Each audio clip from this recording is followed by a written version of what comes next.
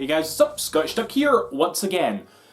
Right, time to continue this little trend thing I've been doing. I can't remember, I think in my last video I said I would try and wait till like probably next year before I did another one of these. But fuck it, I'm bored. Top 20 Super Nintendo games. Super Nintendo was my very first console, so... Actually, was it? Yeah, it was. I kind of had a brain fart there. It was my very first console, so naturally I have a lot of love for this beast, okay? And the 16-bit era in general, you know, like the Mega Drive and the Super Nintendo, was so good, alright? It was like, I don't necessarily get... Okay, that's kind of harsh. I'm not that fond, I should say, of the 8-bit era. You know, it just wasn't my... It's just never really been my thing. You know, I like to collect for it, hell, and there's definitely a lot of games up there that I adore. But when it comes to, like, my absolute passion for this hobby, 16-bit era definitely outshines it immeasurably, pretty much, you know. So, we're going to go over my top 20 picks for the Super Nintendo. You know, it's funny, there's, here they all are here, the oddly shaped cartridges that they are.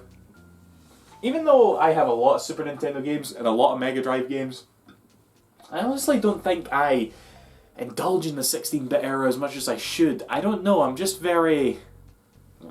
I don't know.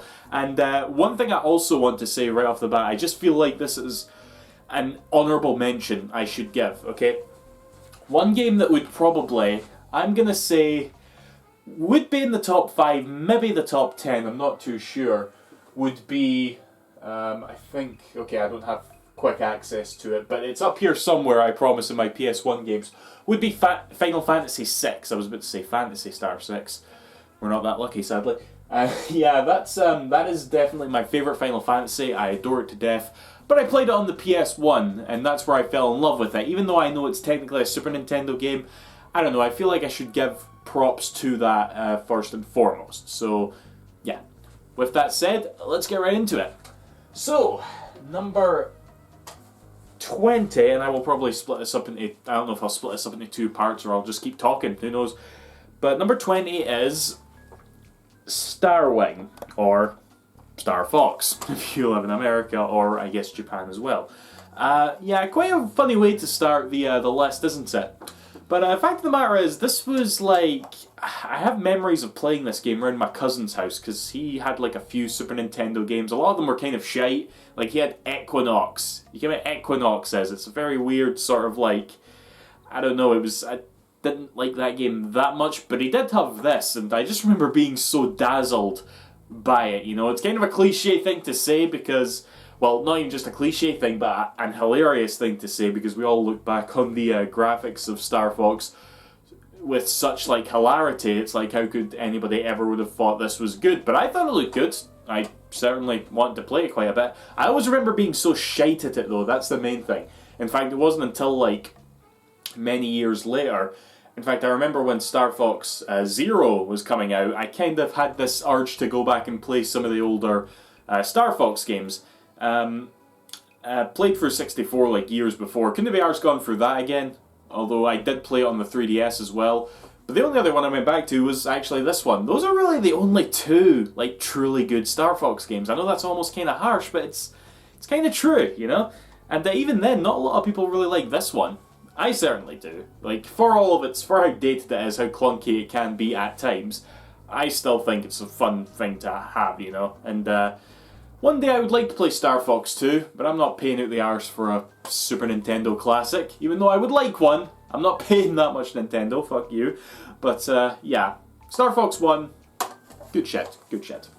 Okay, I wonder where I'm going to pile all these games, because they're all Super Nintendo games in Japan and Europe are so weird. They're sort of like thingies, and yeah. Apparently it was to, like, stop... Like, to stop you from putting them in consoles from different regions and shit. Fuck you, Nintendo. But, yeah, they're hard to pile up. No end labels. They're a bit shite. Anyway, number 19, we've got Flashback. Now, I actually don't know that too much about this game. I'm mainly putting it on the list for, like, the memories again. Again, there's a lot of nostalgia in this list, by the way, just so you know. But, yeah, this was actually another one that my cousin had, and I would just, like, play.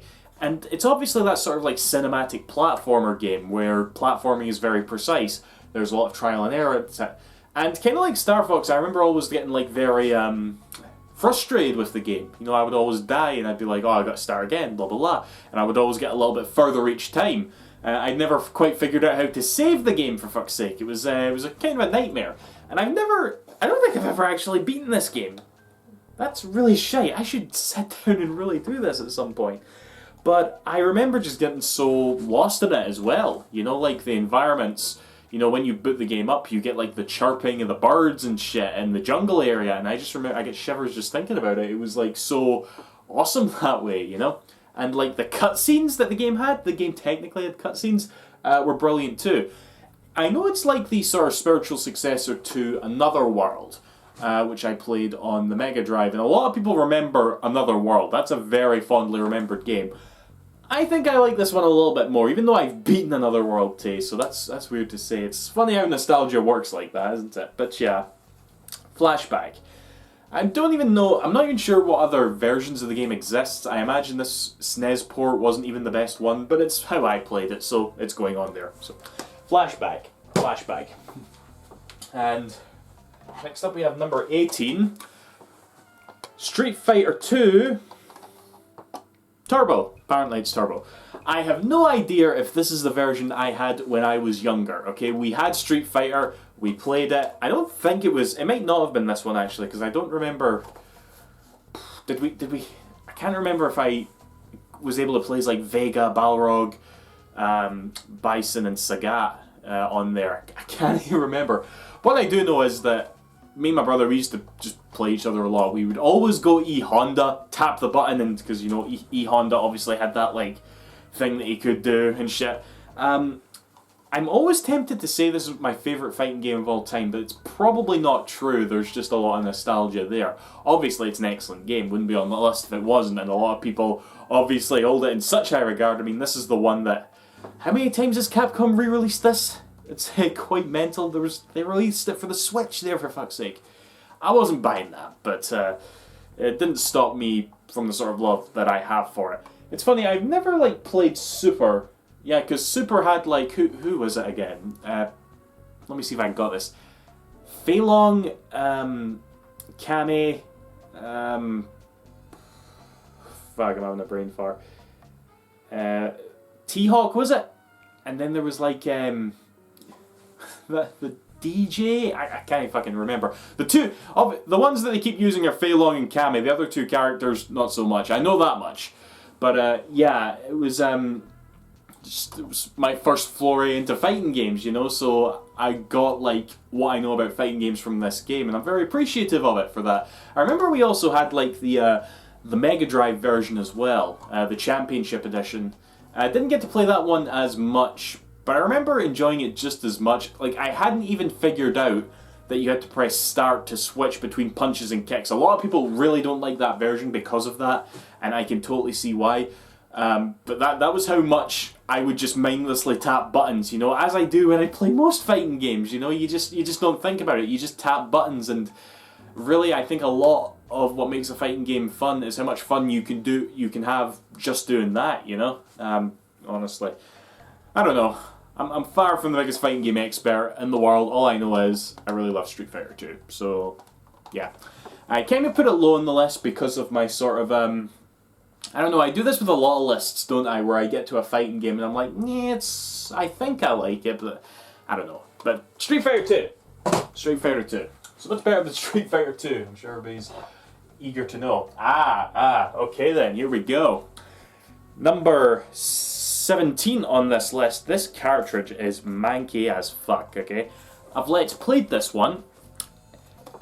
Wrath of the Mystical Ninja. Is that its full name? No, it's not Wrath of the Mystical Ninja. It's The Legend of the Mystical Ninja. What the fuck am I thinking of? I don't know. But, this is a series that I've dwelled in a bit. I have both games on the N64. Only played one of them. Really like it. But this was like the first one we got over here. I have no idea what the timeline is like over in Japan.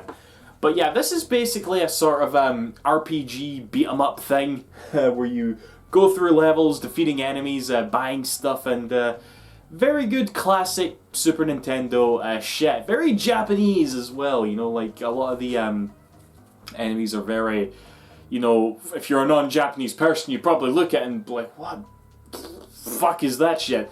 I can't even remember how I came across this game. It definitely wasn't one I had when I was younger. Or was it? Fuck me, I can't remember. It probably was something I had when I was younger, because this cartridge is manky. It's so dirty. I should really like clean this up, or maybe find a replacement of it or something. But yeah, like I said, I did a Let's Play of it. It's fucking years old, so watch it at your own risk. But definitely a pleasant time had on the Super Nintendo. Mystical Ninja, I like it. I like it. I like all these games. Okay, oh shit. What's this, eh? Right, I can't be arsed paying for most games that are in the box. Mega Drive, it's a bit easier, it's starting to get pricey, but because Super Nintendo came in these like really shitey cardboard boxes, they're a pain in the arse to find full in the box. But this one I thankfully did get full in the box, so I figured why the fuck not. Actraiser. Okay, so this is a sort of like city simulator, real-time strategy sort of thing mixed in with a 2D platformer, you know? And it's sort of just as fun as it sounds. You play as God, you know? You're building civilization, you're listening to folks' prayers. I'm pretty sure that there was some games that did that sort of thing beforehand. This was the first time I played it in that regard. But yeah, as you build your city, you get resources and all that from the people who worship you, and you obviously do things for them as well, and you eventually open up levels that have bosses and stuff, and it's just really cool, like 2D action, rocking music, and it just gets very addicting. I remember you spend a lot more time tending to the city than you do the 2D action bits, you know, which is actually funny, because I remember having a lot more fun in the strategy bit, because you get into it, you really get into it, and obviously when you're doing the 2D bits, it can be a bit tough, and but I made it through the end of this one, you know, I did. It's good shit. It's good shit. How many times have I said that in this video? There was also a sequel, action and simulation game. This sensational game combines pulse-stopping action sequences with an excellent simulation mode, capital letters, allowing the player to forge a new civilization. Finally, lots of dots, experience a game that fully utilises the advanced capabilities of the Super NES. Yeah, there you go. Actraiser. Should really play the sequel sometimes. Okay, number 15 we have... I can't even remember the order, so this is kind of funny for me as well. Okay.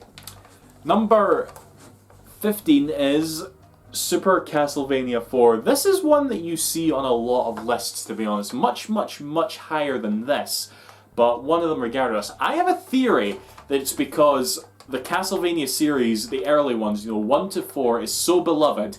Even though 1 to 3 is not that great, you know, they're kind of like good examples of games that show their age a lot more. Even though I always have to say this, I hate the term aging when applied to games. You know, a game is a game, you know, like just because things have advanced doesn't mean it's any less enjoyable. So I guess what I'm trying to say is I never really found NES Castlevania enjoyable. At least not when you got further in the games, because they just became infuriating. Not a problem with this one. Not a problem with this one at all. It is just pretty much what you'd expect from... I think it's meant to be like a sort of reimagining of the first game, sort of. Just with the atmosphere and the controls boosted up unbelievably so, you know. And it's just miles of fun to go through.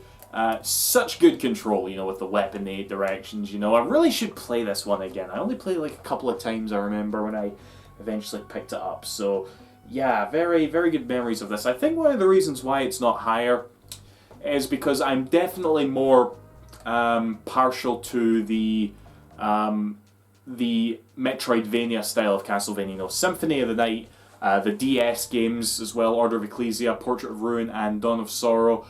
All amazing stuff, you know. I cannot wait for Bloodstained. That'll be cool. That'll definitely be cool. But even though this isn't Metroidvania, I can't exactly whack it. I definitely can't whack it. Super Castlevania 4, brilliant game, and another game where the cartridge... Why is there a big scratch on this fucking cartridge? It's like somebody came out here with a coin and fucked up my cartridge. Bastards. Bastards. How dare you do that to Castlevania? Okay, number 14 we have, right, this is where the nostalgia comes in very strong, because I actually know what's after this one, and considering I've put this and the next one over Castlevania, that's definitely going to upset some people. But fuck it. Aladdin for the SNES. Made by Capcom, so, you know, there's good shit to it, and yeah, it's Aladdin, you know. That was a film I watched a lot when I was younger, as you do, you know. Your folks buy you some Disney VHS tapes, and you just watch them over and over again because you go, fuck all else today, and occasionally they buy you a game, you know. And I also had Aladdin for the Mega Drive, you know. And Aladdin for the Mega Drive and Aladdin for the Super Nintendo definitely gets, like, brought up a lot in debate, you know, when it comes to Super Nintendo versus Mega Drive. And even though I'm such a Mega Drive fanboy and I really like that game, I gotta go for this one, okay? And I actually know exactly why. It's because this one is a lot more platformery. I don't know.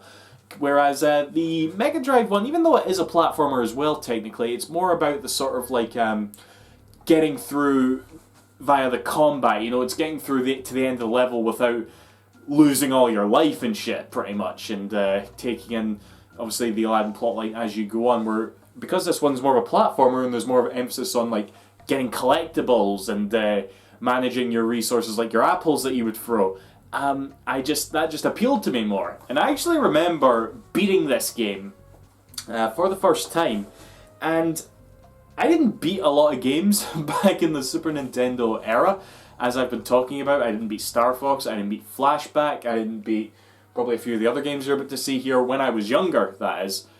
Some of them I've not even beaten to this day. But this one I did beat, and I remember just feeling so accomplished. It was definitely not the first game I'd ever beaten, but it was one of them. So, yeah, Aladdin for the Super Nintendo.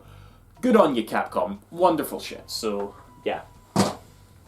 Right, now I know what's next, right? And this one, I wonder how folk are going to take this.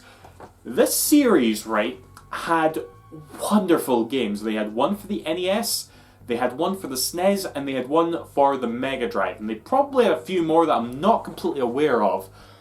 And I think a lot of people consider this the worst of those three. And maybe I agree, maybe. I don't know. But fuck me, this game, this series... Tiny Toons, okay, what's this? Busts Loose. Tiny Toons Buster Busts Loose, okay? The Tiny Toons, right? I liked the cartoon when I was younger, you know, probably a bit more than, like, most kids, but at the same time I didn't fucking love it, you know? It was just a cartoon I would watch with, like, many versions of Bugs Bunny and all the other Looney Tunes and stuff, you know? It was a really good cartoon, I enjoyed it, but the games I find, honestly, so brilliant. I don't know what it is. That one for the Mega Drive, Buster's, like, I don't know the subtitles of that, but and again, there's one for the NES as well, which I did a Let's Play of. They're all really, really good to me. I don't know if I can properly, like, talk about it in a way that would make sense of that. I can remember all three of them so well and enjoying them so much. They're just really good platformer games. And again, I think this one is actually one of the weaker ones, the weakest of those three. But I still love it. Still love it more than Castlevania. Still love it more than Aladdin. So, yeah, that's mental. That's really mental. But, yeah, Tiny Toons. Tiny fucking Toons. Right, what number was that? I think we have 12 left. So, number 12, we have... here we go. Super Bomberman. Wonderful, like... bit of my childhood here again, you know. First Bomberman game I ever played, the first game that really, like, exposed me to Bomberman, and I really got into, like, the whole making your way through the worlds, trying to, like, pick up all the pickups to extend your blast radius, or increase the number of bombs that you could drop, or your speed and that, you know. Most Bomberman games like that are typically the same. It's all about sort of execution at that point. But I guess, to be fair, this one's got the nostalgia factor as well. So that's why it's kind of as high as it is. You know, it's hard to imagine Bomberman. Well, actually, I say that, but probably my favorite Bomberman game outside traditional Bomberman game, because Bomberman Hero for the N64 is very high up on my Bomberman list as well. But one that I really have to mention is a Saturn Bomberman for the Sega Saturn, obviously. A lot more stuff to that game than there is this game, you know, which would make sense because, you know, what do you do with a formula like Bomberman as you go through time? You know, you either try something completely different or you just keep on adding features, and that's what Saturn Bomberman did. But this one, it wasn't even the first Bomberman game. There was one on the NES, which I've never played. But, yeah, this was one I played first, so fuck it. It's Bomberman, right? Bomberman's number 12. Yeah, happy? I don't know, but I am, so. Okay, number 11. Right, now. How should I put this? I think this is a reproduction cartridge. In fact, yeah, it definitely is. Oh fuck, I've never actually noticed this before. Look at this, it's all Japanese at the back. It's not in all Super Nintendo games, is it? No.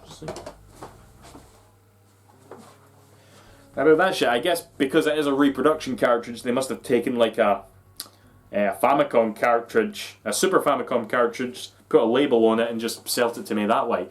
Yeah, this is a pretty rare game, so I was like okay with getting a reproduction cartridge. In fact, there's reproductions in a few of these here. But yeah, this is Soul Blazer. Soul Blazer is part of the Gaia trilogy, and the other entrants in that trilogy may or may not make appearances in the rest of this list. Spoiler alert, they do. And this one, and the thing about that trilogy is that they all got better as they went on, I think. And they proceeded to make like these really amazing, just like, makes you want to think games. And they all talked about like life and evolution and how like the world came to be. It's like, I don't know if I could properly describe it. I'm probably not even qualified to properly describe it. These were just games that I played through and fucking thought, that was awesome. Okay, that was something to remember. And yeah, this was actually the last of the trilogy I even played to. But it was still like, just, they're very like, they're action RPGs as well, I should say, you know. Very story driven. Well, not so much this one. This one's more of a sort of dungeon-y, crawler-y one as well, you know. So you just play as some guy with a sword, right? Girl shows up at the end, kind of randomly, really, and yeah, you just take care of business. The music's amazing, and it's really good shit. It's all about like, it's almost like a predecessor to Dark Cloud or Dark Chronicle, in a sense that you actually like build up a town by collecting things in the dungeon. Actually, I'm surprised I didn't make that comparison before. Dark Cloud, you completely ripped off Soul Blazer, didn't you? But yeah, highly recommend this trilogy. We'll talk about the rest of them as we go on. Okay, should I split this up into two parts? You know what? I think I will. I've probably been here a while now, so yeah. That was part 1, guys. Hope to see you in part 2. See you after. Thanks for watching. Bye-bye.